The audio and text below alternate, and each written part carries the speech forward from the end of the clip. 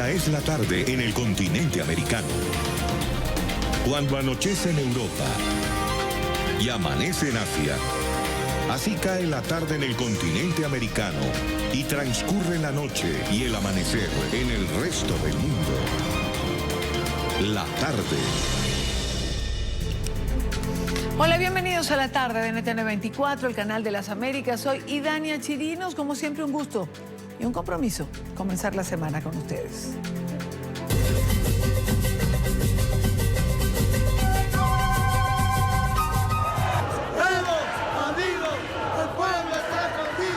Estar convencido con los resultados que tenemos. Estoy seguro con los votos nuevamente que recibes de las áreas rurales, vamos a seguir garantizando este proceso de cambio.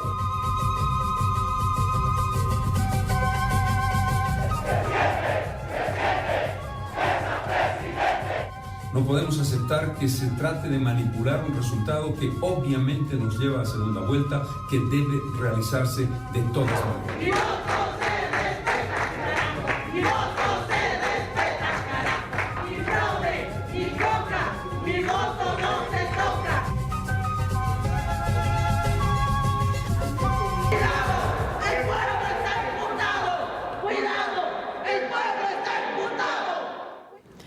Bolivia vive horas de máxima incertidumbre, un día después de las elecciones generales que definirán al próximo presidente del país. En medio de un clima de desconfianza, denuncian que el Tribunal Supremo Electoral canceló el escrutinio provisional de los comicios que por primera vez en más de una década abrirían la puerta a una segunda vuelta electoral.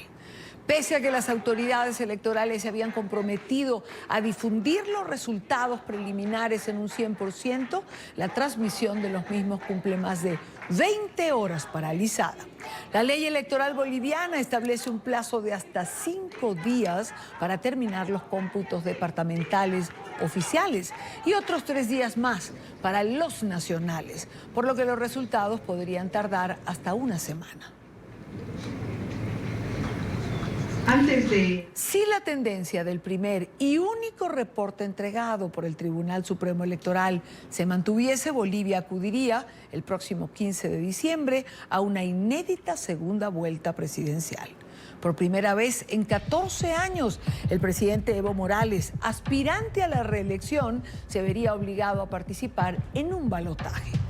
Morales, que busca su cuarto mandato en serie, obtiene un 45,28% de los votos frente al 38,16% del opositor Carlos Mesa. Recordemos que para ganar en primera vuelta, un candidato debe obtener más del 50% o más del 40%, pero teniendo una diferencia de más de 10 puntos porcentuales.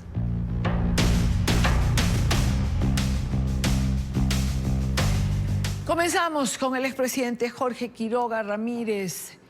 Presidente, bienvenido. Buena tarde para usted. Buenas tardes, Idania, y a toda la gente que te sintoniza en NTN 24. ¿Por qué este blackout electoral? ¿Dónde queda la promesa de los resultados del conteo rápido? A ver, Idania, lo que estamos viendo en Bolivia es un hombre obcecado por el poder que por primera vez en la historia de la región se busca un cuarto mandato violando la Constitución y desconociendo un referéndum. Ya no los resultados del referéndum que le prohibía postular, ahora intenta robarse la presidencia. Anoche salieron 2 conteos rápidos, Idania, uno del consorcio de universidades y la Fundación Jubileo, que mostraban que la brecha era 4,5 y como tú has dicho, eso asegura segunda vuelta. El conteo rápido autorizado por el Tribunal Servil de Evo Morales. Ojo, para que entendamos.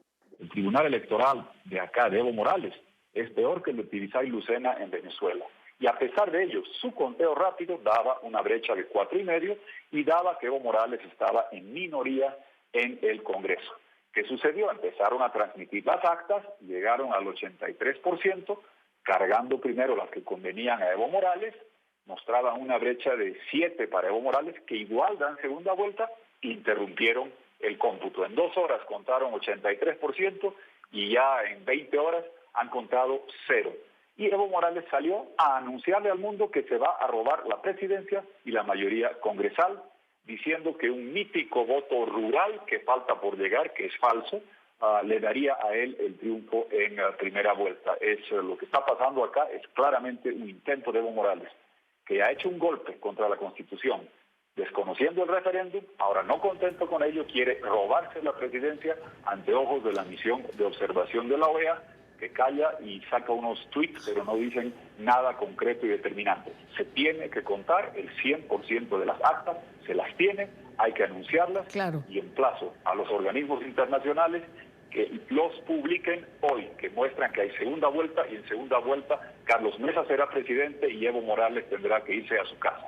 Ahora, a ver, expresidente Quiroga, si Evo Morales ya desconoció el voto popular en 2016, la decisión del pueblo de que no se reeligiera, ¿por qué no lo va a hacer por segunda vez? Puede intentarlo, pero dependerá primero del pueblo boliviano, que estamos todos movilizados en vigilia, va a haber cabildos gigantescos, y sobre todo de la presión internacional. Tú señalas algo clave, Idania. El 21F de 2016, Evo Morales pidió permiso para modificar la Constitución y tener un mandato más. Le dijimos que no. ¿Qué hizo? Buscó esta perversa interpretación de que ser tirano es un derecho humano protegido por la OEA y por la Convención Interamericana, copiando la técnica de su compinche Daniel Ortega en Nicaragua y también emulada por Honduras. Tristemente, la OEA cayó. Vergonzosamente, la Comisión Interamericana de Derechos Humanos, que tiene los antecedentes que les reclamamos desde fines del 2017, tuvo un silencio cómplice. Extrañamente, dolorosamente, Luis Almagro, que pidió como secretario general una opinión de la Comisión de Venecia, que le llegó en marzo de 2018 y señaló taxativamente que la reelección no es un derecho humano. Los derechos humanos son para proteger al pueblo de abusos del tirano y no para que el tirano se perpetúe en el poder en contra de lo que hemos votado los ciudadanos. No hizo absolutamente nada Almagro, no solo eso, vino en mayo de este año en un acto vergonzoso a proclamar a Evo Morales en el Chapare, donde hacen la cocaína.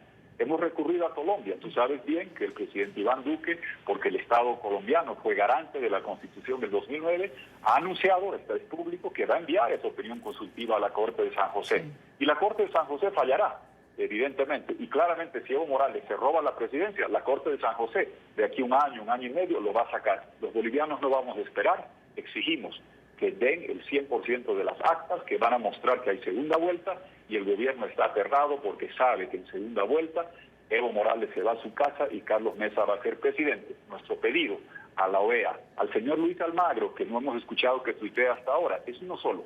Saquen un tuit, hagan un pronunciamiento, no exhortando a que se acelere. Tienen las actas, la misión de la OEA lo sabe. El órgano electoral de Evo Morales tiene el 100% de las actas de lo que se llama TREP acá. Publíquenlas, disemínenlas y muéstrenle al mundo que en Bolivia Evo Morales no tiene mayoría, que habrá segunda vuelta y que en segunda vuelta Bolivia saldrá del oneroso, del perverso circuito del socialismo 21 y liberaremos a Bolivia del minimaduro boliviano que es Evo Morales. Ahora, presidente, normalmente, hay que decir esto, los observadores de la OEA siempre emiten un pronunciamiento posterior al término del acto electoral. Nosotros tratamos hoy de comunicarnos, de contactarnos con alguno de los observadores para entrevistarlo y nos recordaron esto, que no van a hablar hasta tanto no haya un pronunciamiento oficial. Pero la ley da, entiendo, entre 5 y 8 días. Y la pregunta es, ¿aguanta Bolivia entre 5 y 8 días para un resultado oficial? Y Dania, dos cosas. Primero, la transmisión rápida de actas se las tiene, es cuestión de publicarla. Después llegará el conteo departamento por departamento para ver quién es el diputado número tal de Beni o no sé cuál en Potosí. Pero para saber si hay segunda vuelta se dispone de la información, es cuestión de publicarla y no hay que esperar más tiempo. El gobierno lo que quiere es que no se publique, darle largas y para que cuando tu noticiero y CNN y la BBC estén en Argentina y en Uruguay el próximo fin de semana, cocinar actas, anular actas, modificarlas y decir, oh sorpresa, Evo Morales se robó la presidencia. Y lo segundo, Idania, he presidido una enorme cantidad de misiones de observación electoral. La primera democrática que hubo en Túnez, he estado en Marruecos y conozco lo que hace una misión de observación electoral. Y yo en Honduras, el 2017, cuando el Tribunal Electoral no daba los resultados que habían anunciado y que estaban mandatados por ley, nos fuimos con el chaleco, con la misión de la OEA, a la medianoche a exigir que den los resultados y lo hicieron.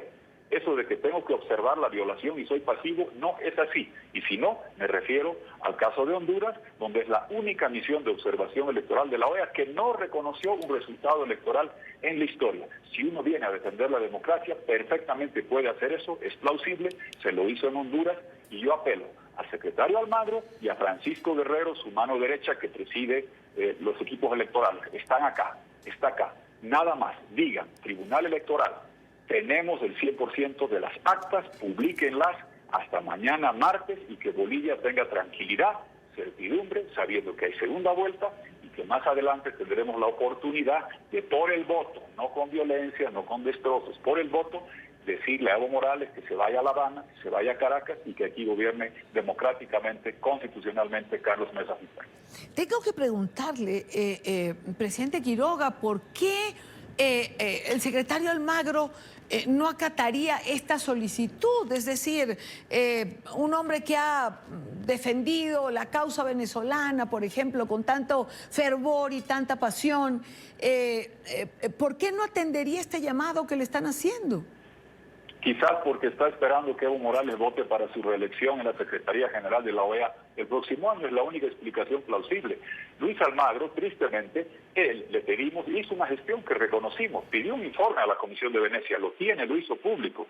Le pedimos que lo exprese, hizo un video, hizo documentos, diciendo que lo que votó el pueblo no se puede violar, no se puede modificar, que de lo contrario es instaurar una dictadura y un gobierno de facto. Y después de eso, a los meses, cuando lo único que había cambiado es que revirtió su promesa de no reelegirse, dijo que se iba a buscar reelegir y vino acá, lo que nunca ha hecho Idania, un secretario general en la historia de la OEA, en vísperas de una proclamación de un candidato ilegal, inconstitucional, que buscaba cuarto mandato en el Chapare, bailando con gente que ha sido procesada por narcotráfico, bailando con gente que ha asesinado a policías y militares en la lucha contra el narcotráfico, que yo tuve que ir a enterrar, y que dieron su vida porque Bolivia no tenga narcotráfico. Es muy triste y vergonzoso, pero fue así. Ahora, si calla la misión de la OEA, si no exige algo tan simple como que disemine el Tribunal Electoral a único y servil de Evo Morales el 100% de las actas que las tienen, habrá que pensar que el compromiso es de que Almagro se reelija a cambio de que Evo acá se la robe y no pasó nada. Ojalá que la OEA haga lo que debe hacer y que pidan que se disemine, que se publique, que se dé a conocer a la opinión pública nacional e internacional el 100% de las actas que las tienen. Una empresa Neotec las hizo, todo el mundo sabe que las tienen. También llamo a la Unión Europea, que apoyó a este Tribunal Electoral y le dio financiamiento para esto, que también se pronuncien. Tienen una misión pequeñísima y esmirriada, pero toda la comunidad internacional y los amigos de Brasil, Argentina, que han hecho un pedido, el pedido es simple.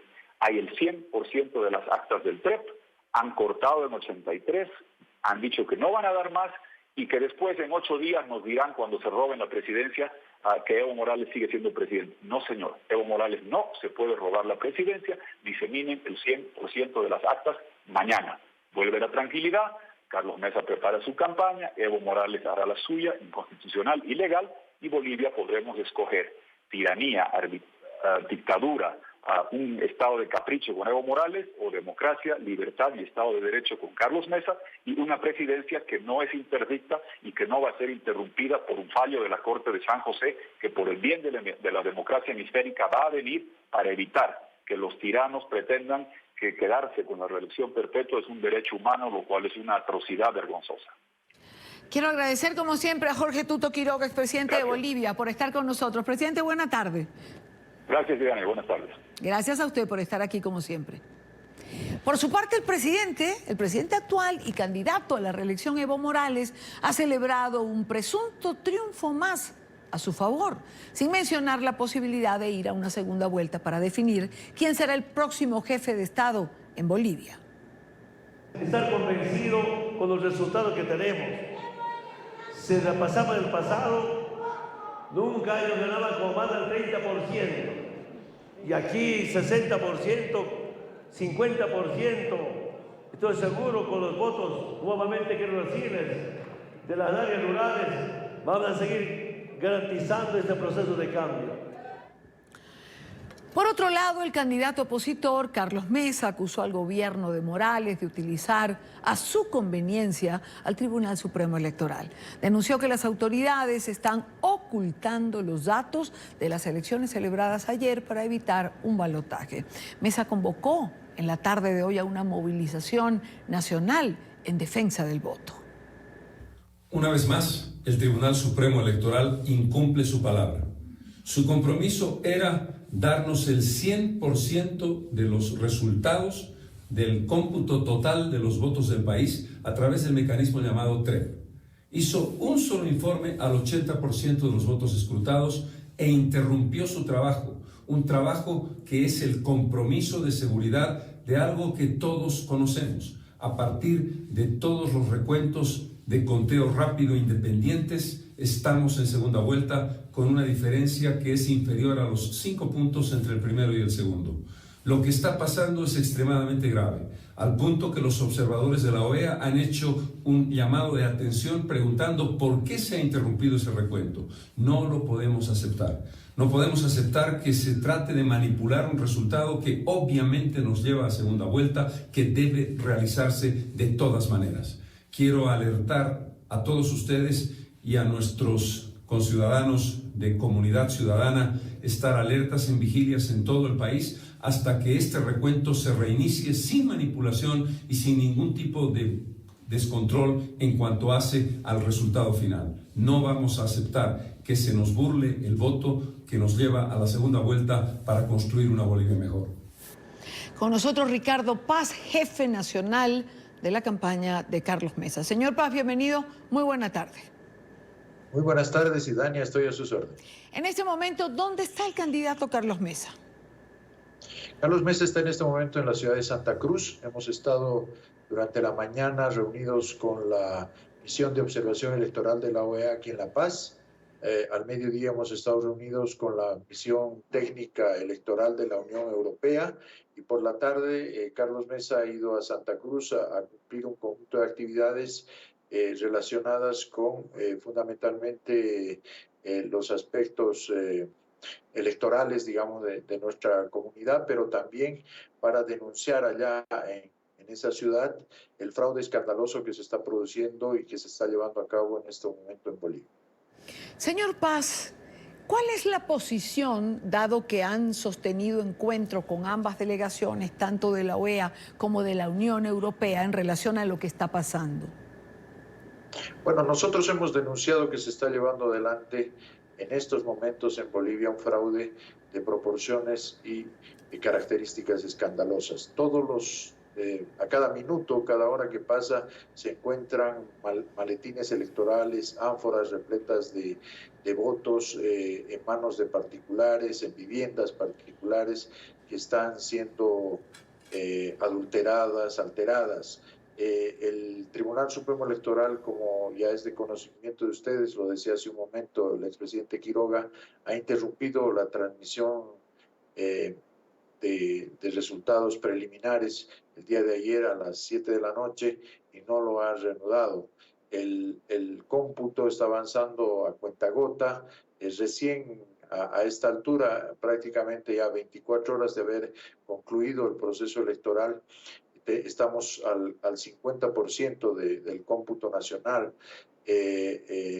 Están manipulando cifras. El Tribunal Supremo Electoral está al servicio del gobierno, como todos los demás órganos de poder del Estado. Nosotros habíamos advertido y habíamos estado anunciando esta posibilidad y esta situación. Hoy se está concretando en nuestro país, Idania. Ahora, señor Paz, antes de las elecciones, el señor Carlos Mesa, el candidato, dijo estar preparado para cualquier escenario. De la suspensión de resultados estaba contemplado. ¿Qué acciones están en la agenda? ¿Qué acciones se van a desarrollar para exigir resultados claros? Nosotros creemos que el gobierno está actuando de manera absolutamente insensata. No está calculando ni está preveyendo las terribles consecuencias que puede traer su actitud, esta actitud que está llevando adelante contra viento y marea para prorrogarse en el poder. Está generando una provocación a la población que puede tener todo tipo de consecuencias. Nosotros hemos actuado siempre en el marco, y lo vamos a seguir haciendo, de la paz, de la no violencia, del reclamo cívico. En ningún caso vamos a apelar ni vamos a incentivar ningún tipo de salida violenta, pero la provocación que está haciendo el gobierno es realmente algo que para nosotros es completamente incomprensible.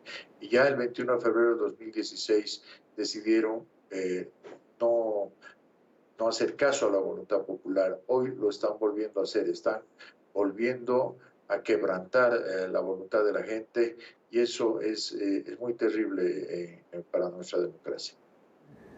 ¿Qué pasa si se irrespeta la decisión del voto popular?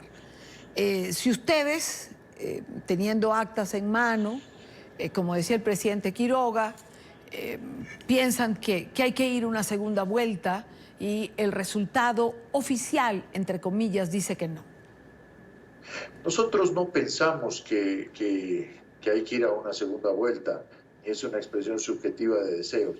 Tenemos el 100% del conteo, hemos realizado nuestro propio conteo, pero no solo nosotros, empresas independientes, una empresa colombiana justamente, sí, el Centro Nacional de Consultoría, que en Bolivia se llama Vía Ciencia, ha hecho el conteo rápido de las elecciones. A las 8 de la noche ayer ha dado su veredicto, y la diferencia entre Evo Morales y Carlos Mesa es de 4 puntos, y está clarísimo que se debe ir a una segunda vuelta.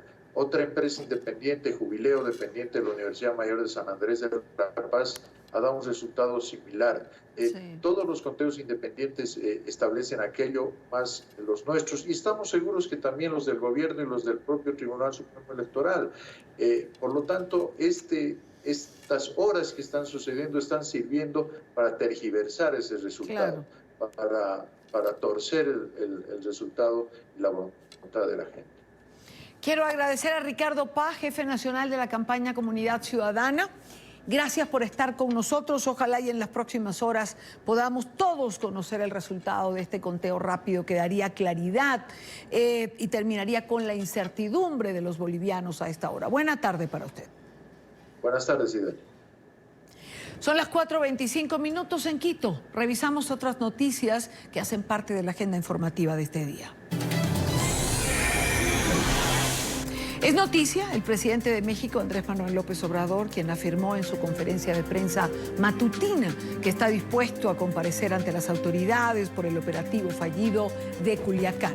Las palabras del mandatario llegan después de la denuncia que interpuso el Partido de Acción Nacional tras la decisión gubernamental de liberar a Ovidio Guzmán, el hijo del narcotraficante condenado en los Estados Unidos, Joaquín El Chapo Guzmán.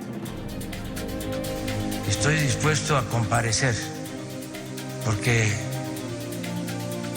se dio a conocer que van a presentar o ya presentaron una denuncia en contra mía los dirigentes del PAN, los que son partidarios del uso de la fuerza, los que con su estrategia convirtieron al país en un cementerio. Entonces, sí me gustaría ir a comparecer ante la autoridad, sí lo solicita la autoridad competente, para ir a dar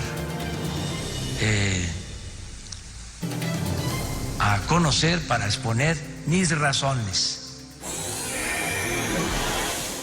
Es noticia el rechazo a la visita de Pedro Sánchez a Barcelona. El presidente en funciones del gobierno español fue abuchado a la salida de uno de los hospitales a los que acudió para visitar a los efectivos de seguridad que resultaron heridos durante las protestas registradas en la capital catalana. Trabajadores del centro asistencial criticaron que Sánchez solo se haya reunido con los uniformados y no sostuvo un encuentro con los 12 ciudadanos que también recibieron lesiones en las manifestaciones y se encuentran recibiendo tratamiento en ese lugar. Sánchez se fue de Cataluña sin entrevistas con Quim Torra, quien a través de una carta le había solicitado un encuentro. En estos momentos es muy importante garantizar la moderación que representan las fuerzas y cuerpos de seguridad del Estado para asegurar esa convivencia que ahora mismo está puesta en cuestión, ¿no? Yo creo que sois un ejemplo de profesionalidad. Es noticia la alarma por la presencia de carne contaminada con salmonela en los establecimientos Walmart en los Estados Unidos. La compañía dijo que tenía previsto deshacerse de los productos después de que una muestra de estos arrojó positivo a la salmonela, pero que la empresa que utiliza para almacenarlo los había distribuido ya de manera inadvertida.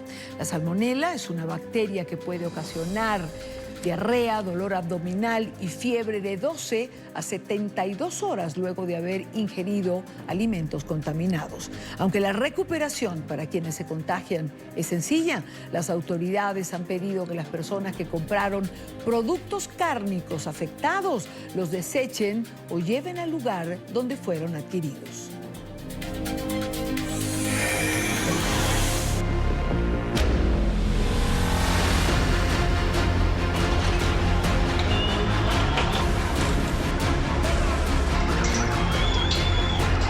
He decretado estado de emergencia en las provincias de Santiago y Chacabuco.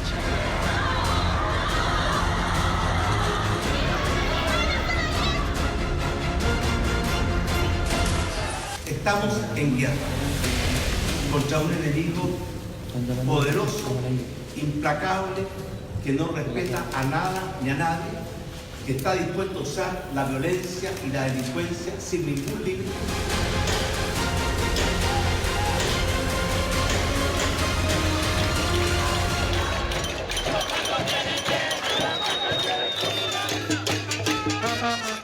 Las autoridades chilenas activaron un nuevo toque de queda después de que las protestas que están desarrollándose desde la semana pasada en Santiago continuaran este día lunes. 97 detenidos que se suman a los 1.700 arrestos en las jornadas anteriores. El de esta noche, que entra en vigencia en 2 horas, será el tercer toque de queda decretado por el gobierno de Sebastián Piñera. Regirá desde las 8 de la noche, hora local, hasta las 6 de la mañana. En la capital, en Santiago de Chile, Juan Pablo Monsalve está con nosotros. Juan Pablo, muy buena tarde. Gracias por atendernos, gracias por estar aquí. A esta hora, Juan Pablo, ¿cuál es la situación? Y Dania, pues un gusto saludarla. Estamos ubicados precisamente en la zona de Chicureo, al norte de la región metropolitana, en la provincia de Chacabuco, una de las 2 provincias que fue decretado el estado de emergencia de manera inmediata por el presidente Sebastián Piñera desde el día viernes. Quiero mostrarles lo que está ocurriendo en este punto de la ciudad, porque esto mismo está ocurriendo en casi todas las estaciones de servicio y es donde hay mayor preocupación por parte de las personas, y es el abastecimiento de combustible. Vale la pena recordar que durante la jornada del viernes fueron los primeros, síntomas que se mostró fue el desabastecimiento de combustible. Durante sábado y domingo muchas estaciones de servicio estuvieron cerradas y hoy lo que podemos observar son filas en todas las estaciones de servicio, la gente buscando abastecerse de combustible, y también esto mismo que usted está viendo, y Dani, televidentes de NTN 24, se repitió en los supermercados en la mañana de hoy. En los supermercados abrieron a las 9 de la mañana y cerraron a las 2 de la tarde, todos de manera conjunta. Esto en un acuerdo, pues, obviamente de la Asociación de Dueños de Supermercados, teniendo en cuenta que ha sido los supermercados el sector tal vez económico más golpeado por este tema directamente con los saqueos, una situación que sin duda pues se complica muchísimo más. Nosotros vamos, y Dani, a irle mostrando un poco también lo que va ocurriendo. Vamos a tratar de hablar con algunas de las personas que nos cuenten todo esto que está pasando y todo lo que se está viviendo en esta parte de la ciudad. Si me siguen acá, por favor, vamos a tratar de acercarnos a este auto. De repente acá podemos conversar con una persona que nos cuente un poco más de toda esta situación que se está dando, una situación muy compleja y que de verdad nadie la tenía prevista. Vamos a ir caminando a este lado, acá tienen el vidrio arriba, Dania, pero lo que sucede en esta parte de la ciudad está sucediendo en toda la ciudad. Vamos a tratar de hablar con su nombre, por favor. Estamos en directo para NTN 24, preguntarle esta fila, ¿cómo están viviendo ustedes toda la situación que se está registrando en este momento en territorio chileno? Acá en esta parte del país no es nada, como esto no hay ni un incendio ni la fila de 5 autos, acá no existe. Claro, pero el desabastecimiento, mira, ahí viene ya a cerrar el puesto de control. ¿Ustedes sienten que de una u otra forma esto era algo que se veía venir, lo tenían pensado? No, no hay desabastecimiento, los supermercados están llenos. La encina hay por todos lados. Lo que pasa es que hay un desorden social, hay un descontento social, pero que estamos en crisis totalmente, pero no es algo que tampoco haya sido que se haya podido proyectar. Es un descontento que se acumula durante varios años. Perfecto, muchas gracias. Y Dania, mire, quiero volverle a mostrar lo que ocurre. Ahí más o menos en esta zona, si usted puede ver, hay alrededor de unos 20, 30 autos. Es algo inusual para esta área de la ciudad. A la parte derecha continúa la fila y siguen llegando más autos. Son mucho más de 5 autos, como lo señalaba el señor. Vemos más carros que siguen llegando en este costado de acá. Ya está formando el bombero en este momento que no va a haber más.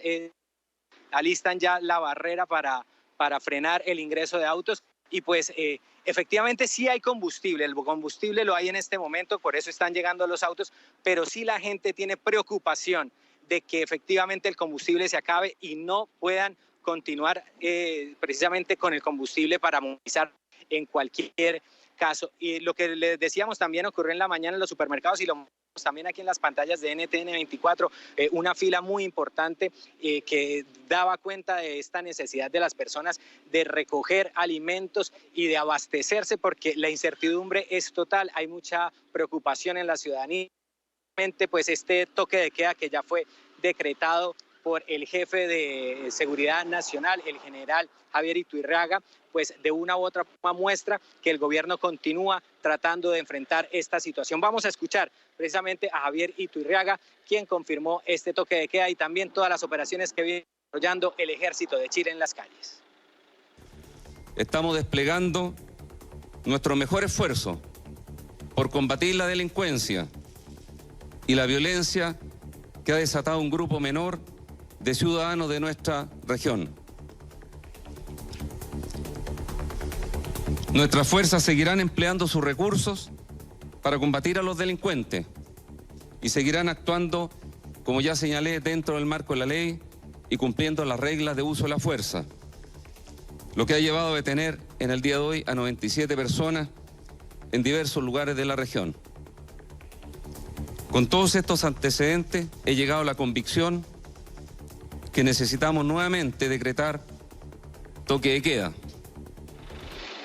Y Dania, pues esta es la situación que se vive en esta parte de la capital chilena. También pues hay información de que el Metro de Santiago decidió cerrar su operación a las 6:30 de la tarde, de ahí que también pues todas las empresas y los distintos empleadores hayan decidido dejar salir más temprano a las personas que fueron con mucha dificultad llegar a sus puestos de trabajo.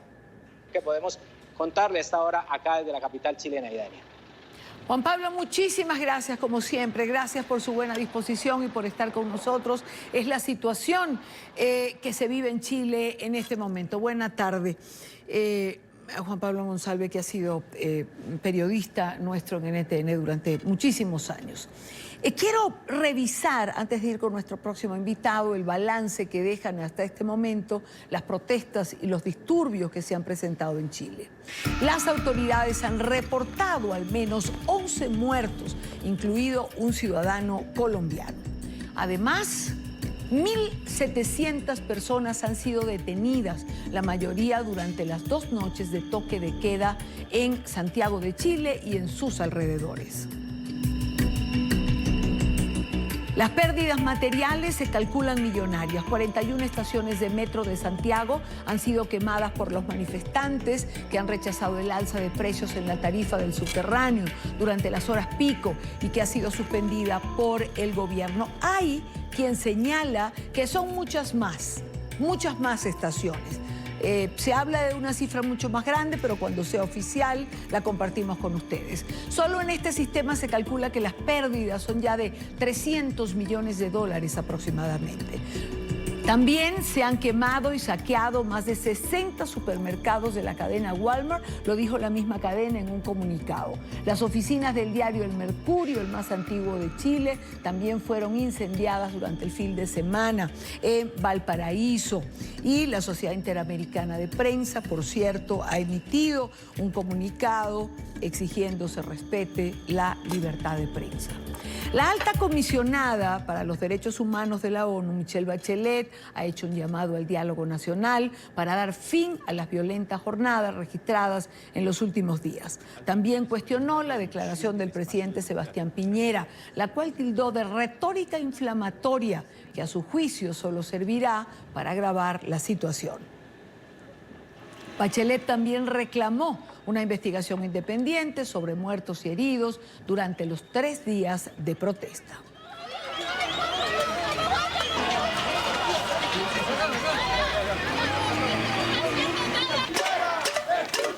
¿A qué declaraciones se refiere la expresidenta chilena Michelle Bachelet? Escuchemos lo que decía el mandatario de los chilenos.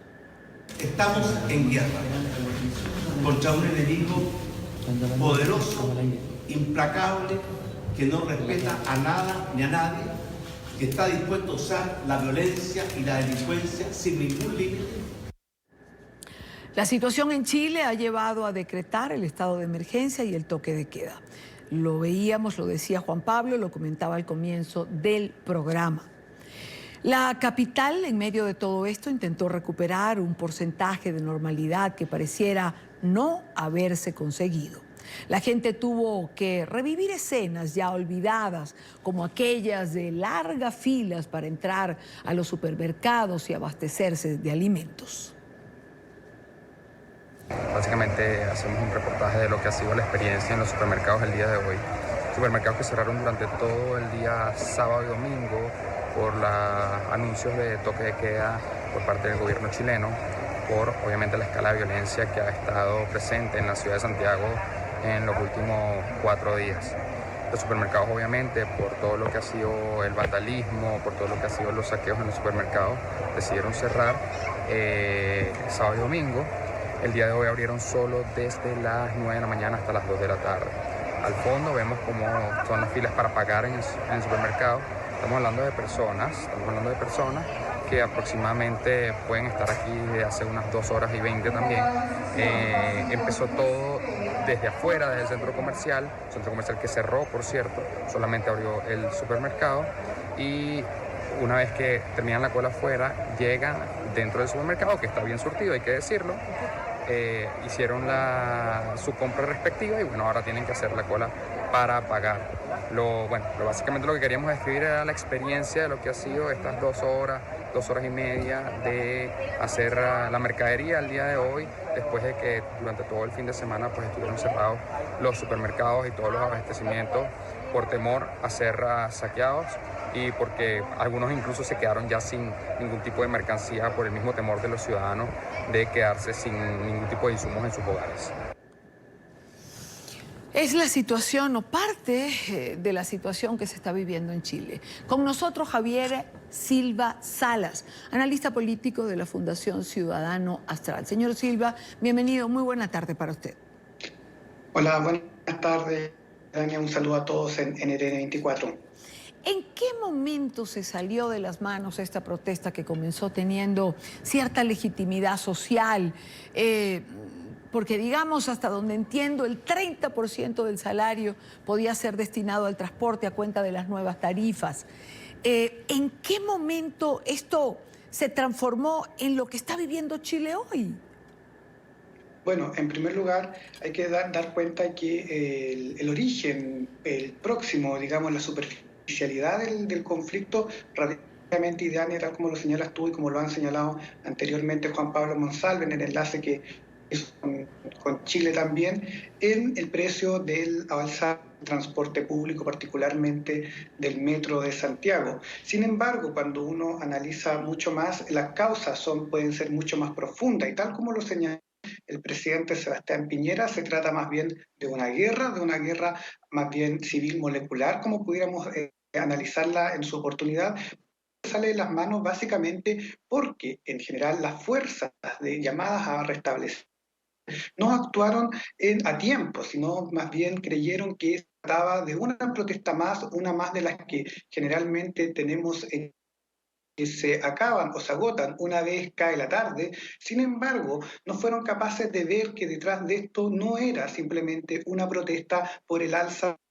del pasaje de metro, sino más bien se trata de una articulación desarticulada, algo que puede sonar un poco contradictorio, o una articulación descentralizada, una articulación sin un líder visible que está expandiendo cuán virus, ¿cierto?, por todo el territorio nacional, llevando el caos, llevando el miedo y llevando también al gobierno a tomar una medida inédita en lo que respecta a los últimos menos 30 años en nuestro país, que es el decretar el estado de emergencia y el hacer que los militares intenten restablecer el orden.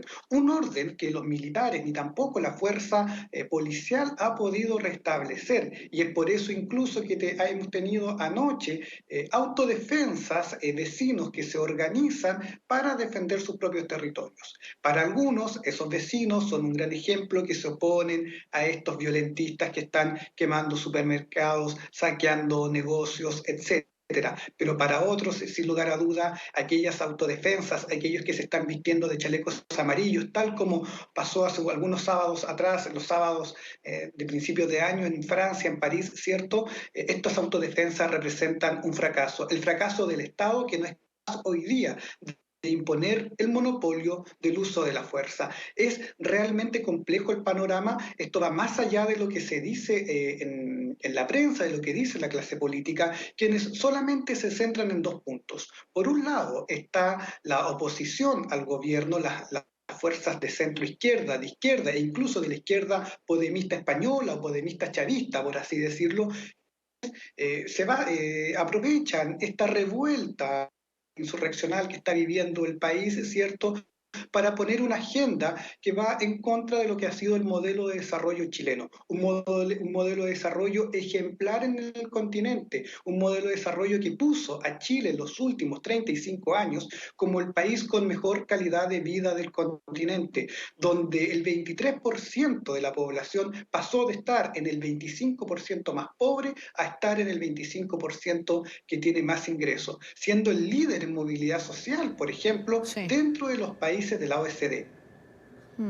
Ahora, usted señala que hay, es que me llamó la atención esta frase, una articulación sin un líder social visible. ¿Cómo compagino estas dos realidades? Si hay articulación y no hay líder, ¿quién articula? Claro, si hay articulación y no hay líder, ¿quién articula? Bueno, eso es lo que podemos denominar nosotros la guerra civil molecular. Durante la Guerra Fría era una guerra nuclear, era una guerra donde sabíamos con quién peleábamos, con fuerzas regulares, con líderes regulares. Posterior a la Guerra Fría y basado en un sustrato ideológico distinto, se rompe con aquello y hoy día estamos en presencia de una articulación desarticulada, una contradicción en sí misma, podría decirse. Sin embargo, hay una articulación porque sabemos que atacan supermercados, están atacando los negocios, están cortando las carreteras, se están abasteciendo de combustible para tener los fuegos y las bombas Molotov durante la noche. Sin embargo, no hay un líder, no tenemos un petitorio claro. El presidente Sebastián Piñera el día sábado accedió al petitorio original, que era detener el alza de $0,041, del 4% del precio del metro, del valor del ticket del metro. Accedió. Sin embargo, el día domingo continuamos con las protestas. Hoy día seguimos en esta emergencia. El toque de queda comienza en una hora más aproximadamente. Así que de verdad se trata de un fenómeno distinto donde el Estado-nación chileno y las estructuras tradicionales de poder, incluso la política, la élite política, no han sabido leer este fenómeno y se han quedado simplemente en la coyuntura, en los costos. Y la respuesta del gobierno ha sido más bien tecnocrática y no ideológica. Ha sido centrada en los gastos que significan los 200 millones de dólares que significó el destrozo de la red de metro, de las más de 90 estaciones de metro que están destruidas, ¿cierto? O bien en el daño que se va a causar en la economía. Pero no han sido capaces capaces, el gobierno, ni los partidos de gobierno de la coalición, de articular un discurso ideológico político, que es como se debiera enfrentar esto en primer lugar, y luego generar medidas que vayan hacia desarticular la situación de lo que pasó, lo que está pasando en estos últimos 4 días no fue prevista por nuestras agencias de inteligencia.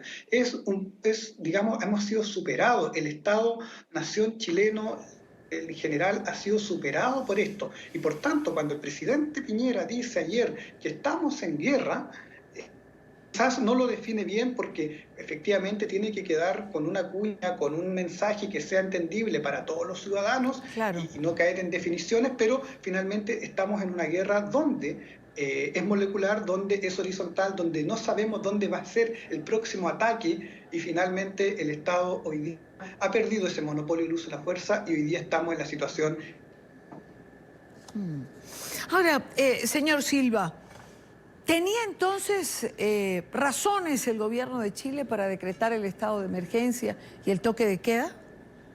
Absolutamente. Cuando uno encuentra que había un caos, al menos partió esto en la ciudad de Santiago, pero se fue extendiendo a todo el país. Tenemos un país extenso, más de 5.000 kilómetros, y ya tenemos en el norte también protestas, tenemos en el sur, en Punta Arenas, en la zona magallánica, y finalmente habían razones de sobra. El problema es que el ejército tampoco se desplegó en el tiempo oportuno. Por tanto, cuando tú pones a disposición 1.500 efectivos de militares, digamos, de conscriptos o de tropas, digamos, 1.500 personas del ejército en una población de 7 millones, simplemente estás reforzando y no estás haciendo mucho. Aquí en Chile hay un problema. Luego de tener 17 años un gobierno militar, resulta que en general a la clase política le cuesta acudir a los militares para restablecer el orden. Y ese miedo es el que también se traduce hoy día en que en realidad los militares hoy día están haciendo una función colaborativa respecto a Carabineros, pero no están haciendo nada más de aquello, no están reprimiendo, simplemente están controlando y resguardando, más bien disuasivo, pero no están atacando a aquellos terroristas que hoy día se despliegan no tan solo en Santiago, sino que también en Valparaíso, Rancagua, Punta Arenas, etc. Es una situación de caos.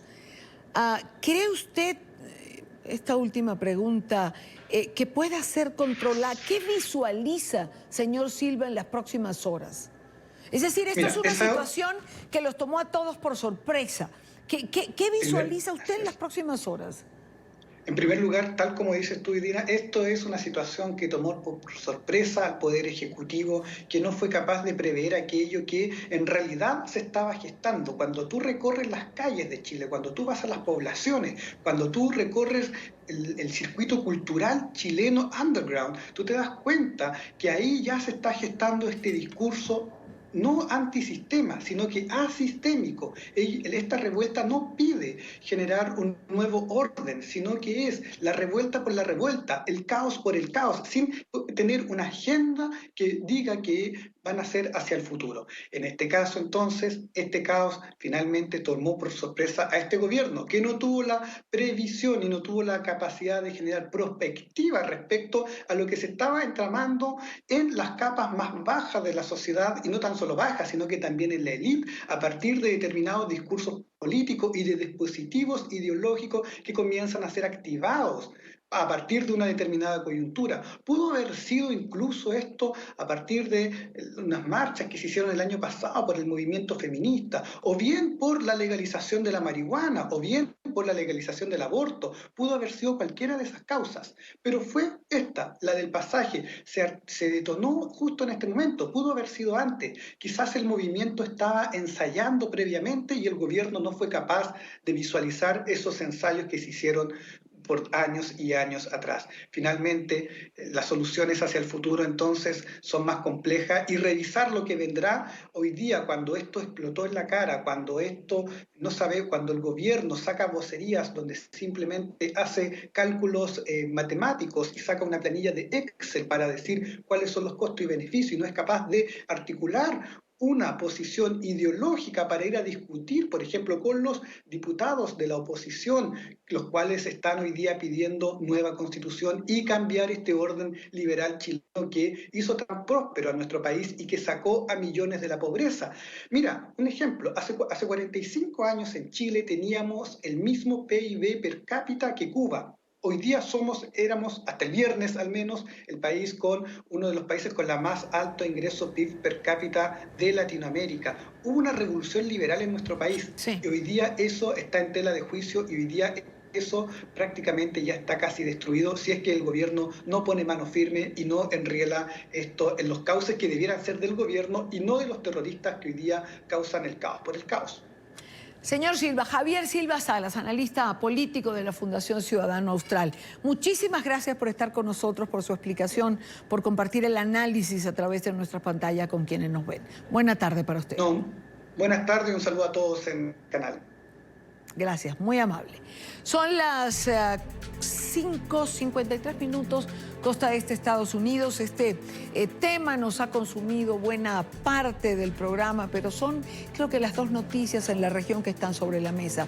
La situación electoral en Bolivia y la situación de caos que vive Chile ante esta ola de protestas que parece haberse ido de las manos y que el gobierno no encuentra el camino para reencauzar. Primera pausa en la tarde de hoy. Recuerden seguir nuestras cuentas en Twitter, se las dejo en pantalla siempre con información en tiempo real.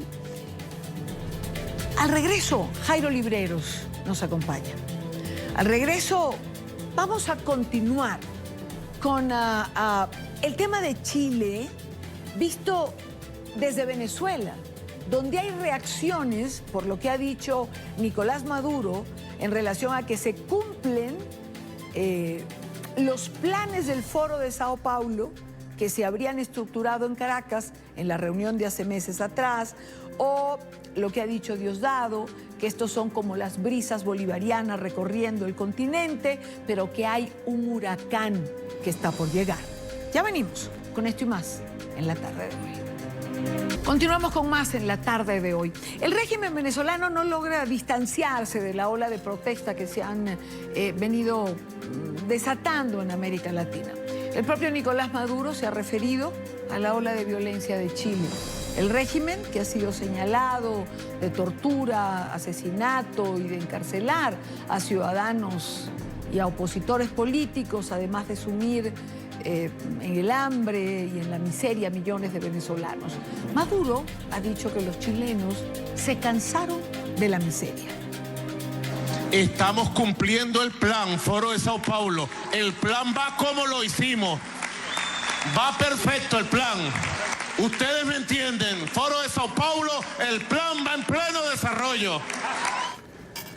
En la misma línea, Diosdado Cabello aseguró que lo que él mismo definió como una brisita podría tomar fuerza en América Latina, refiriéndose a la injerencia del chavismo dentro de la región. Y en verdad no sabemos ser hipócritas. No sabemos ser hipócritas. Claro que nos alegra que haya una brisa bolivariana dándole la vuelta a toda América. Claro que sí nos alegra, porque es la redención de los pueblos. Es el pueblo que se levanta. Y les voy a decir algo. Señor Almagro y su combo, rueguen a Dios que se quede en una brisa. Rueguen a Dios que se quede en una brisa, porque el paso que vamos ya se está convirtiendo en una ventolera para convertirse en un huracán bolivariano que recorrerá las patrias, toda la patria grande de América. Las declaraciones de la cabeza del régimen venezolano generaron reacciones en Caracas. Oliver Fernández nos envió el informe desde la capital de Venezuela. María Corina Machado dijo no tener dudas de la complicidad del régimen de Maduro con las protestas en Ecuador y Chile. Es evidente que aquí hay un proceso concertado que tiene el cerebro, obviamente en el régimen cubano, pero que su músculo está en la toma del control del territorio, de las instituciones y de los recursos de Venezuela. La dirigente de 20 Venezuela cree que es necesaria una reunión urgente de los presidentes de la región. Consideramos que lo prudente es que se produzca a la mayor brevedad una cumbre de presidentes para abordar esta situación concertada, para desestabilizar a los gobiernos democráticos de la región. El diputado Ángel Medina opina que Nicolás Maduro no tiene capacidad ni liderazgo en Venezuela, mucho menos en Latinoamérica. Si Maduro no tiene capacidad ni para mover a 1000 personas en Caracas, si no tiene capacidad ni siquiera de poner luz en el área metropolitana de Caracas, ni agua en ninguna parte del país, ¿va a tener capacidad él para mover los pueblos de América Latina? Por favor. María Corina Machado alertó a los países de Sudamérica y en especial a Colombia. Señaló que será el próximo que pretenden desestabilizar. Es la víctima próxima que este régimen quiere destruir. La presencia de la FARC y el ELN en territorio venezolano es una fuerza criminal que claramente está actuando de manera descarada en territorio colombiano. Los ciudadanos del mundo están claros de quién es Nicolás Maduro. Que Nicolás Maduro no es de izquierda, que Nicolás Maduro no es socialista, que Nicolás Maduro no es comunista, que Nicolás Maduro es un delincuente, corrupto, que se ha robado el dinero de los venezolanos. Para este jueves se espera una movilización en Caracas y los partidos de oposición acompañarán al presidente encargado de Venezuela, Juan Guaidó.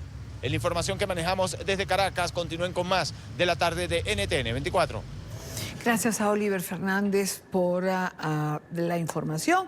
Quiero darle la bienvenida, como cada lunes, a Jairo Librero, analista permanente de NTN 24. Jairo, bienvenido. Y Dania, muy buenas tardes.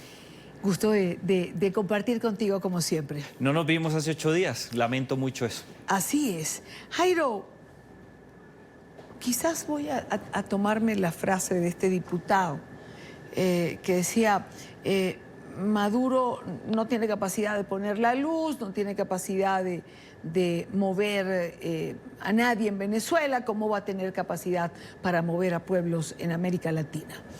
Y quiero comenzar por aquí porque mucho se habló cuando las protestas hace una semana en el Ecuador de infiltrados cubanos y venezolanos. Y ahora se dice lo mismo en Chile, partiendo de protestas sociales reales, pero pareciera cuando se está al acecho y se espera la circunstancia particular y se monta sobre la ola. Yo no sé si sería Maduro solo o ¿qué piensas tú de lo que se dice o no se dice en relación a esto? Y Dani, aquí hay dos temas que son muy interesantes, que van atados, aun cuando muchos puedan creer que las diferencias son mucho más fuertes que las semejanzas. En primer lugar, no se puede comparar a Nicolás Maduro con un mandatario de la época democrática, como un mandatario liberal que realmente está interesado no solamente en solucionar los problemas más importantes de la sociedad, sino particularmente con capacidad de gestión. Decía el diputado que no puede poner la luz, claro, pero es que él no es un mandatario demócrata. A él hay que mirarlo con un rasero completamente diferente. Él realmente es un líder del crimen organizado. Es una persona que no está interesada en administrar políticas públicas, y Dania, tampoco le interesa la gestión administrativa, mucho menos le interesa el liderazgo y de manera particular la vigencia de los derechos humanos. Es una persona, en cambio, que por los años que lleva en el poder, su vinculación con la inteligencia cubana, los lazos que lo unen con el Hezbollah, los problemas que en estos momentos y de manera particular la promoción que ha adelantado de grupos terroristas como la disidencia, la FARC, el ELN y grupos de narcotraficantes, él ya entiende ese idioma, ya entiende ese mundo. Por ello yo sí creo que él está en capacidad en ser un articulador en términos eminentemente de posicionamiento como dictador de muchos movimientos, apoyar por ejemplo a inteligencia cubana para que preste servicios, darles dinero, facilitarle la llegada a otros países, como ocurrió en Ecuador o como está ocurriendo en estos momentos en Santiago.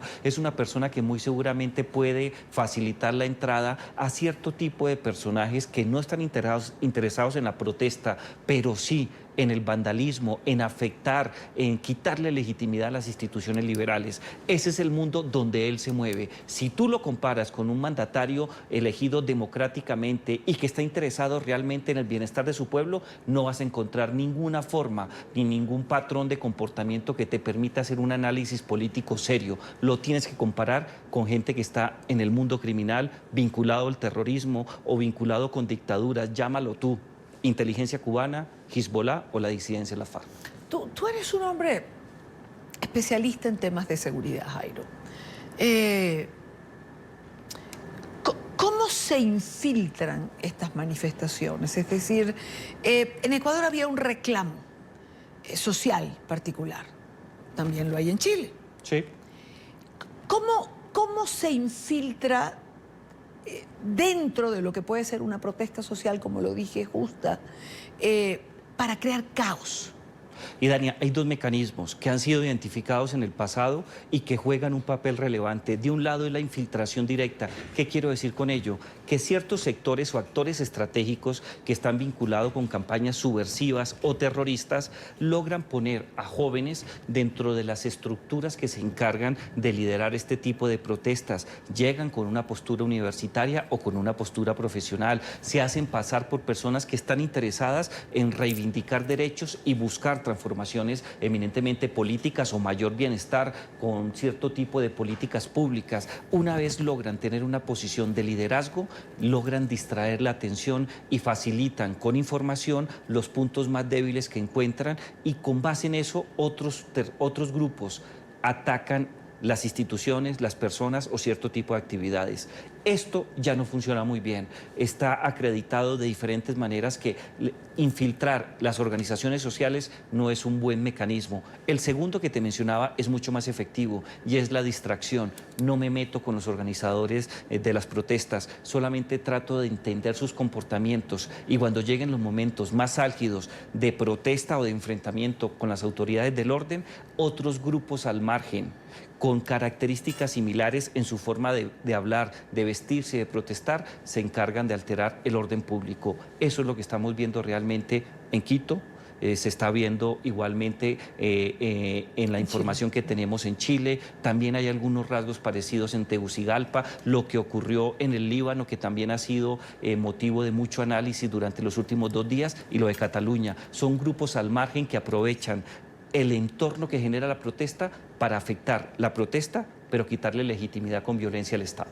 Es decir, ¿tú sí crees que el régimen tiene de alguna manera participación en lo que está ocurriendo en la región? Estoy convencido, porque es el único que tiene la capacidad no solamente de tener expertos en el mundo subversivo y terrorista como Hezbollah, como lo es la inteligencia cubana, como es las FARC, el ELN, las bandas paramilitares del narcotráfico. Segundo, Maduro, así duela aceptarlo, todavía tiene cómplices en el exterior, miembros que hacen parte de instituciones del Estado. No es gratuito que Venezuela obtenga, con el apoyo de importantes países de la comunidad internacional, un puesto en el Comité de Derechos Humanos de Naciones Unidas. Eso no es un logro que se adquiere de un día para otro. Hay personas que simpatizan con él siempre y cuando sea objeto de persecución de Estados Unidos, pero hay muchos liderazgos internacionales, y Dania, que están realmente comprometidos con la destrucción de las democracias, de las instituciones liberales de la democracia. Necesitan caos para que otro sistema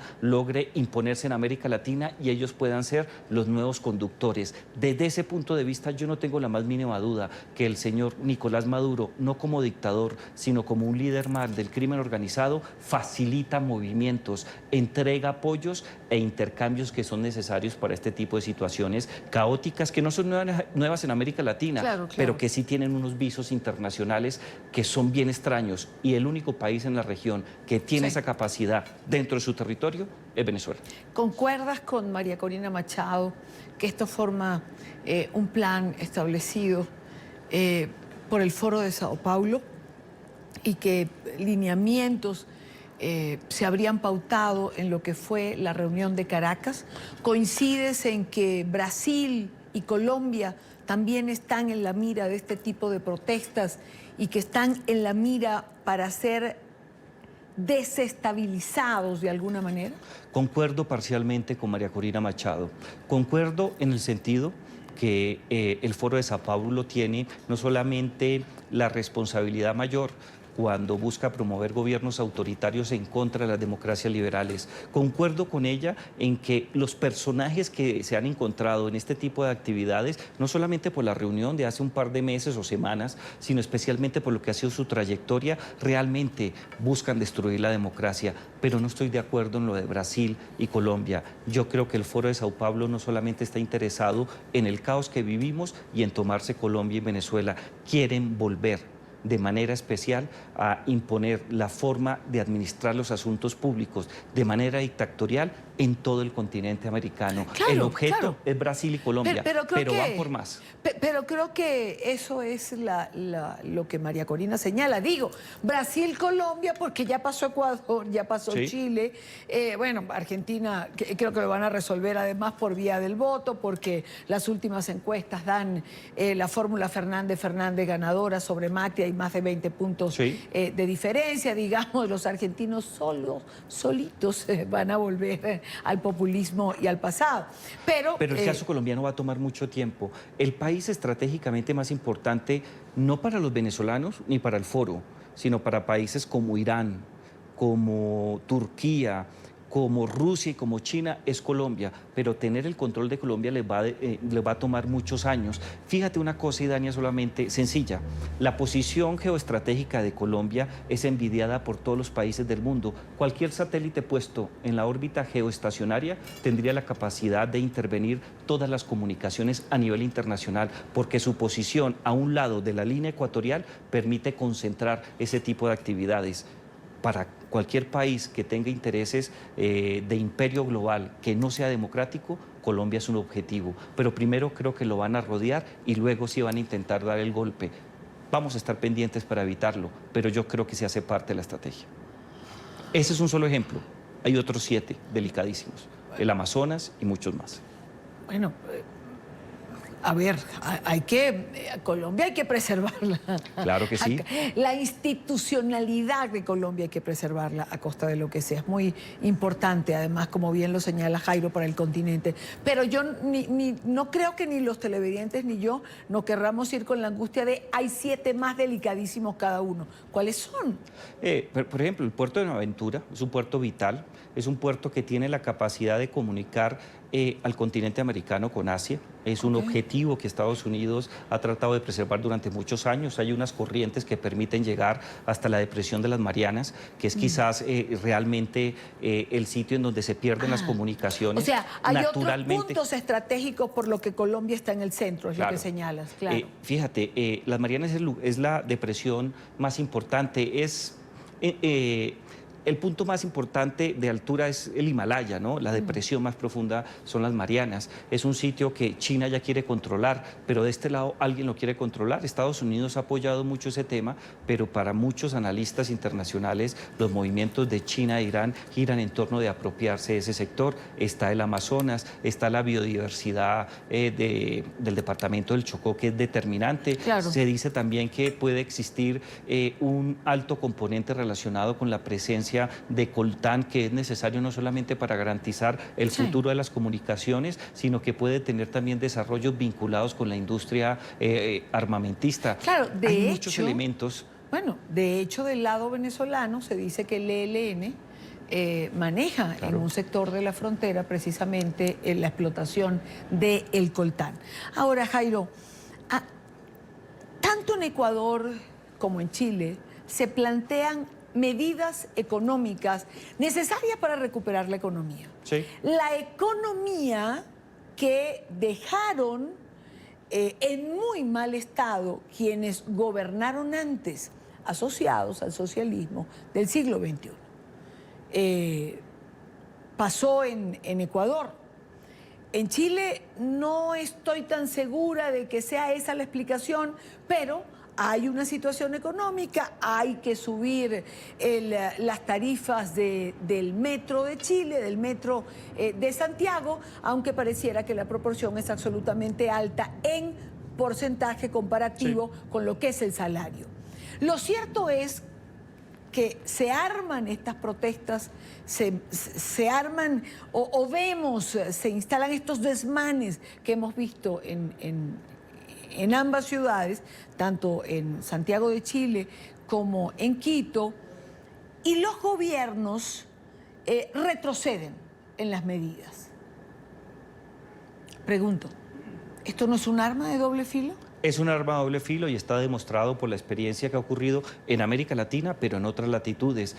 Sin lugar a dudas, uno esperaría que los mandatarios, cuando toman decisiones de política pública, tengan la oportunidad no solamente de mejorar la situación, entre comillas, caótica en términos fiscales, sino adelantar procesos de consulta con la sociedad. Hace parte de lo que son las democracias contemporáneas que buscan tener un relacionamiento mucho más directo con la sociedad civil. Lamentablemente, en muchos casos, se requiere tomar decisiones que pueden tener un peso mayor en términos financieros en la sociedad.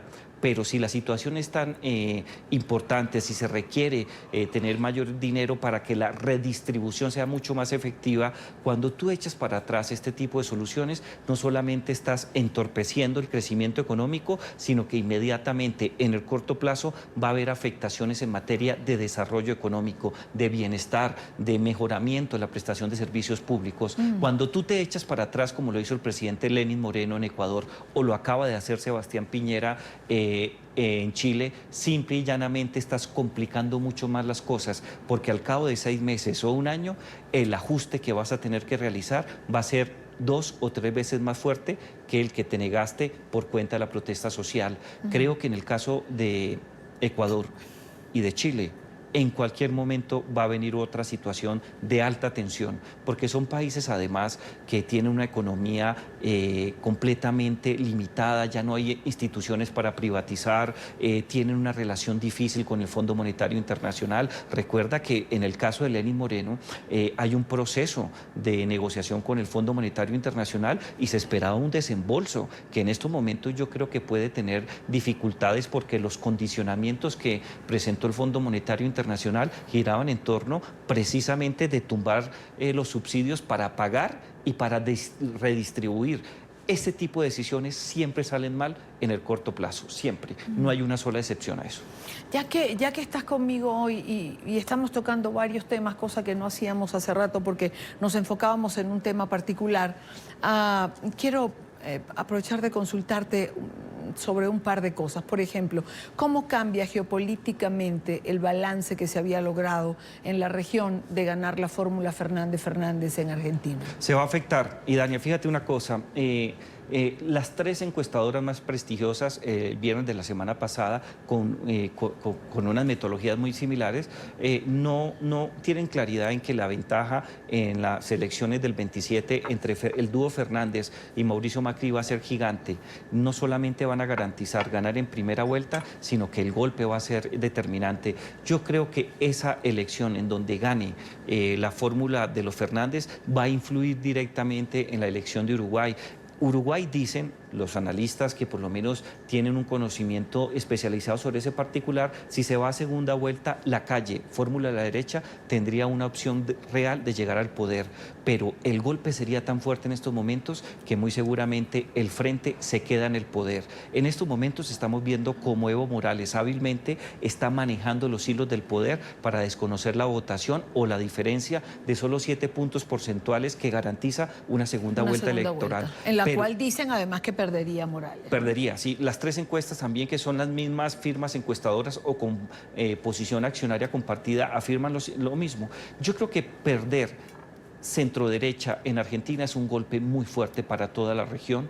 Creo que sería utilizado como un mecanismo para volver a enarbolar las banderas de la izquierda y particularmente del socialismo del siglo XXI. Sería un voto que entraría nuevamente a afectar la posición del Grupo de Lima, los consensos que ha armado Almagro, tendría una posición nuevamente de apertura a Irán, ya no solamente sería Venezuela, Bolivia tendría un acompañamiento especial y permitiría otro tipo de negociación con potencias como Rusia y China.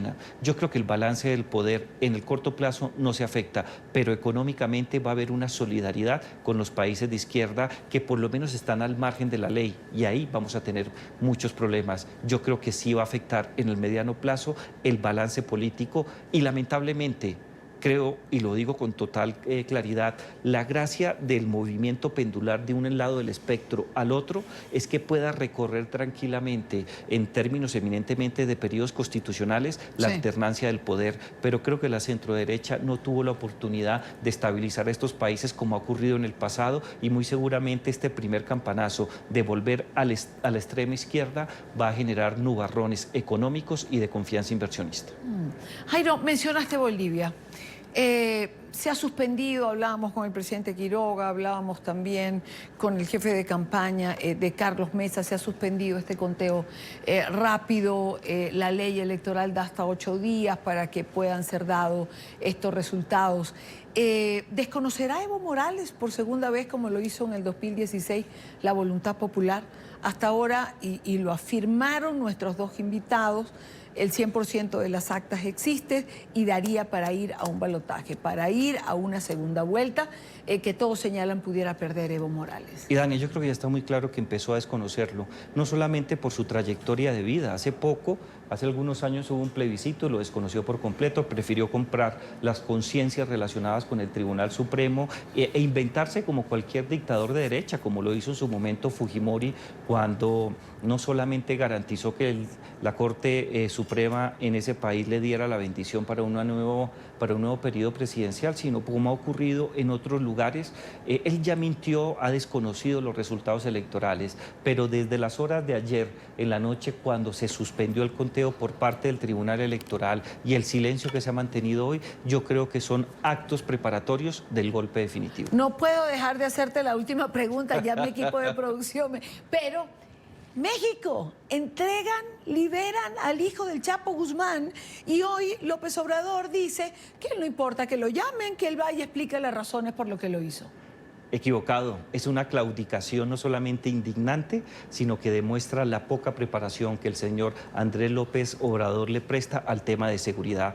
Lo que ocurrió por cuenta del liderazgo del cartel de Sinaloa, que logra la liberación de quien había sido capturado muy pocas horas antes, el Chapito Guzmán, demuestra no solamente que este caballero no está interesado en el imperio de la ley, sino que no quiere que sus servicios de seguridad y su sistema de justicia aplique la ley como debe ser. Cuando tú negocias la aplicación de justicia y cedes ante el poder de narco, lo único que viene es mayor violencia. Lamentablemente, en el caso mexicano, creo que es lo que viene en los próximos 2 a 3 años. Jairo, gracias por estar con nosotros, como siempre. Hay que retomar esto de dar una mirada en toda la región, porque siempre nos centramos en un tema particular, por supuesto que ocupa la agenda informativa, pero hoy teníamos espacio para hacerlo. Gracias por estar aquí. A mí me fascina estar contigo aquí siempre. Rápidamente hacemos una pausa, regresamos en breve con más información. Ya venimos. Continuamos con más en la tarde de hoy. 2 senadores cercanos al presidente Donald Trump estarían tomando distancia del mandatario luego de que retiraran las tropas en el norte de Siria, dejando sin apoyo a los militantes kurdos, aliados de Washington en la lucha contra el autodenominado Estado Islámico. Expertos aseguran que esto podría sentar un precedente en el proceso de investigación que busca llevar al republicano a un juicio político. Emiliana Molina en Washington tiene el reporte. Hola, ¿qué tal? Muy buenas tardes. Así es, pues mientras algunos legisladores republicanos susurran a puerta cerrada que están en desacuerdo con las recientes acciones y la retórica del mandatario estadounidense Donald Trump, son pocos los que lo están diciendo públicamente.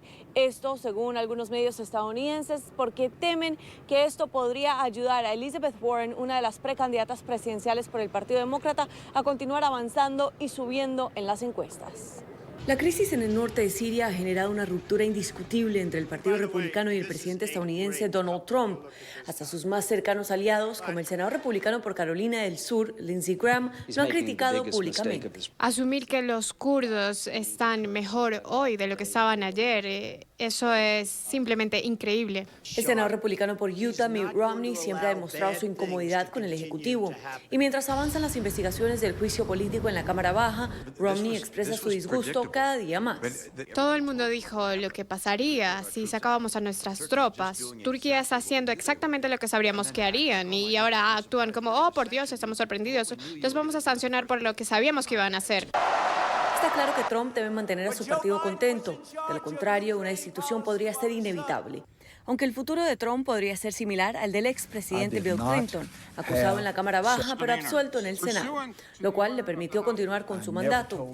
El Senado sería la única herramienta que lograría que el Ejecutivo permanezca en la Casa Blanca. Yo he sido un político por 3 años, no lo puedo creer. Nunca pensé que me convertiría en un político. No me gusta, pero es lo que es. Los demócratas solo necesitan que 20 republicanos voten con ellos para destituir a Trump. Romney podría ser uno de ellos. Si el senador republicano por Utah se une a los demócratas públicamente, el efecto dominó en el partido del Ejecutivo podría ser inevitable. Y eso es una vergüenza para nosotros por haber tomado una decisión que tiene esas implicaciones para nuestros amigos los kurdos. De hecho, ya son varios los republicanos que han criticado las acciones del presidente. Entre estos, la senadora republicana por Alaska, Lisa Murkowski, el representante republicano por Florida, Francis Rooney, y el representante republicano por Texas, Mac Thornberry. Y mientras tanto, algunos analistas demócratas están preocupados por la difícil tarea que enfrentan los legisladores en la Cámara de Representantes, pues aseguran que será bastante difícil lograr obtener el voto de 20 republicanos en el Senado para destituir al Ejecutivo. En cuanto al apoyo republicano a Donald Trump, es sorprendente cómo ha logrado consolidar tanto apoyo entre los funcionarios electos y la maquinaria de ese partido a nivel nacional, porque francamente ha traicionado intereses republicanos con algunas de sus acciones recientes, particularmente con su decisión de retirar tropas en el área del norte de Siria. Mañana testifica a puerta cerrada William Taylor, el embajador en funciones de Estados Unidos ante Ucrania. Testifica ante estos 3 comités que están liderando investigaciones que podrían terminar en el juicio político en contra del mandatario. Esta es toda la información que tenemos desde la Casa Blanca. Emiliana Molina para NTN 24. Gracias, Emiliana, por la información. Y el gobierno de los Estados Unidos está terminando de configurar una nueva política migratoria con la que extenderá la recolección de material genético de inmigrantes. No solo podría empezarse a tomar ADN de quienes son detenidos tras cruzar las fronteras del país, sino también de quienes solicitaron asilo. Alejandro Rincón tiene el reporte. Hola, feliz tarde de lunes para todos. De acuerdo con la información disponible sobre esta nueva medida a cargo del Departamento de Justicia de los Estados Unidos, la información recolectada a los inmigrantes y a los solicitantes de asilo sería entregada al FBI. Esto dado que el gobierno cree que con ese ADN podrían alimentarse bases de datos que permitirían a las autoridades identificar mejor a indocumentados que estén involucrados en cierto tipo o en cualquier actividad irregular. Sin embargo, las organizaciones defensoras de los derechos civiles y de los inmigrantes advierten que la administración Trump podría estar abriendo la puerta a un hecho ilegal al mantener información como el ADN o datos biométricos de una persona cuando, por ejemplo, no esté involucrada en ningún tipo de delito. Ya existía obtener la información genética del ADN en casos federales criminales. Eso existe y ha existido. Pero ahora, de simplemente implementar que la administración de Trump vaya a obtener realmente la información genética de cada persona sin que esta persona como tal haya cometido un delito, es una invasión a la privacidad. Tras la publicación de esa normativa en el transcurso del lunes, se espera que haya un periodo de comentarios públicos de por lo menos 20 días. Además, en este tiempo también se prevé que exista algún tipo de desafío legal, así como ha sido en otras oportunidades, frente a controversiales políticas en materia migratoria de la administración Trump. ¿Por qué no puede este gobierno pasar tiempo asegurándose de que los inmigrantes detenidos sean capturados en condiciones humanas que les permita tener acceso a un debido proceso y que lleguen a las cortes? Este es otro intento de esta administración de pintar a estos inmigrantes como algo malo, negativo, y tenemos la esperanza de que las cortes detengan esto. La información disponible sobre esta nueva normativa indica que las personas que, por ejemplo, tengan permiso para residir legalmente en los Estados Unidos no se verían afectados por la recolección de su ADN, tampoco los menores de 14 años. Es todo lo que tenemos para ustedes por ahora. Continúen con más en la tarde. Último minuto. NTN 24.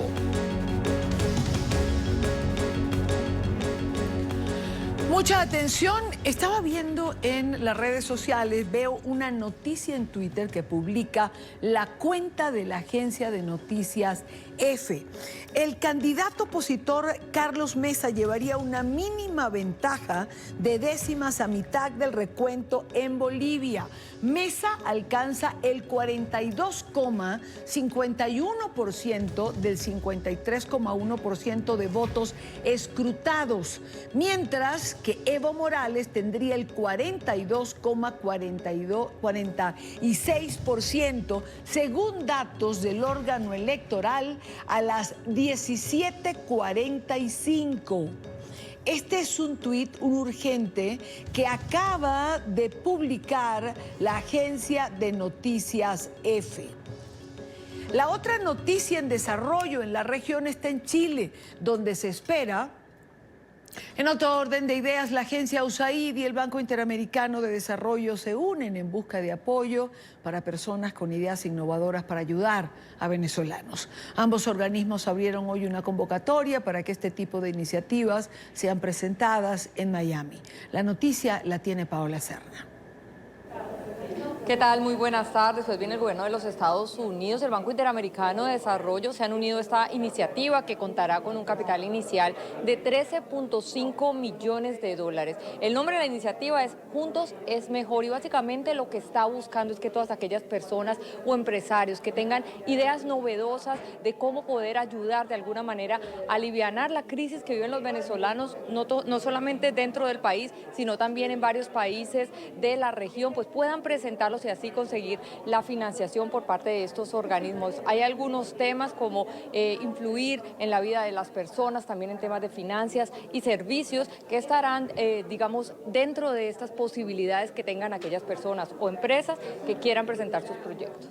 USAID tiene bastante experiencia haciendo lo que se llama challenges, coger ideas innovativas para un reto específico. Por ejemplo, hace unos años pusimos un challenge para cómo combatir la Zika en Latinoamérica y Caribe.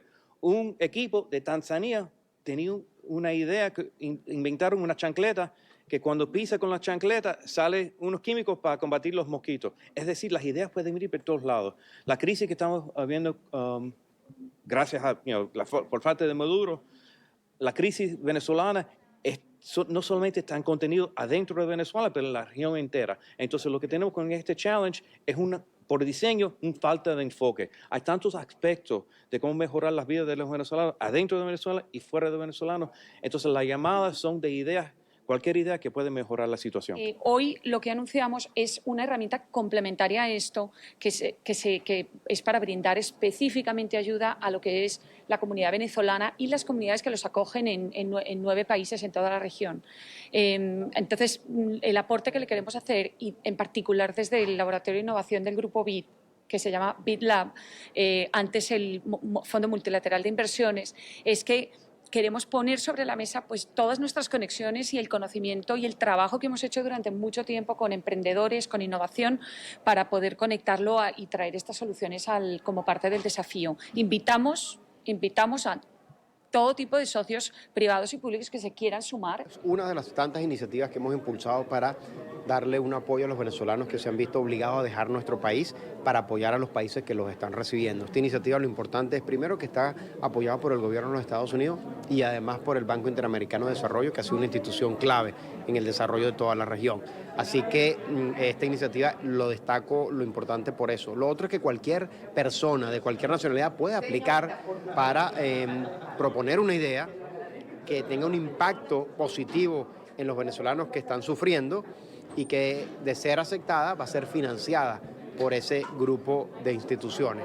Entre $25.000 aquellos proyectos que necesiten patrocinio para comenzar a hacer las investigaciones, hasta $1.5 millones estarán destinando estas agencias para aquellos proyectos que ya muestren que son viables y que ayudarán a aliviar la crisis de las personas, de los venezolanos dentro y fuera de su país. Desde Miami informó Paola Serna para NTN 24. Gracias, Paola, gracias por la información. Breve pausa, regresamos. Llegamos al final de la tarde de hoy. Gracias por habernos acompañado en nuestra emisión estelar, 7 de la noche, hora Bogotá, Quito, Lima, 8 de la noche, hora costa este de los Estados Unidos. Ampliación de lo que está ocurriendo en Chile, de lo que diga el presidente Sebastián Piñera, que va a hacer una locución a todos los chilenos, y por supuesto ampliación de esta noticia que nos llega a través de la agencia EFE, de la ley de ventaja que podría llevar Carlos Mesa sobre Evo Morales en estas elecciones, cuyo rápido conteo ha sido suspendido desde el día de ayer. Gracias por estar allí, les espero mañana como siempre para analizar, debatir, compartir la agenda informativa del día. Buena tarde para todos.